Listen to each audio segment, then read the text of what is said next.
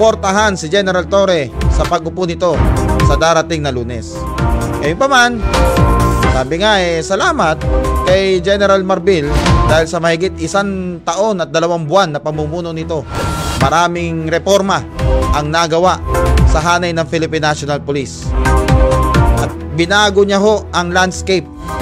Tinanggal niya na ang PNP sa pagiging military in nature Dahil nagsimula yan sa Philippine Constabulary noong panahon ni dating ng yumaong dating Pangulo at dating hong hepe ng Philippine Constabulary, Fidel V. Ramos.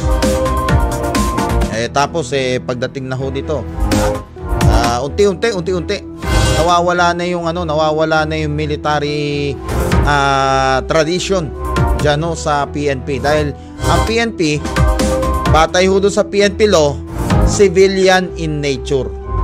Okay?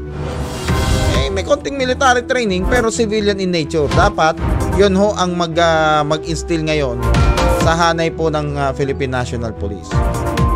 Hindi na nga taga-PMA ang umupo taga-PNPA na nga Kauna-unahang lakan na uupo bilang hepe ng pambansang pulisya. Kaya sabi nga hindi lang dapat matapatan, dapat mahigitan pa yung mga naging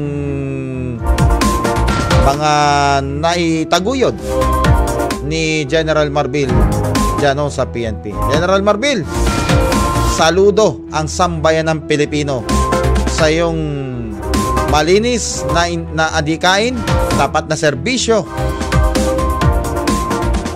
At sabi nga dalisay na paglilingkod sa bayan.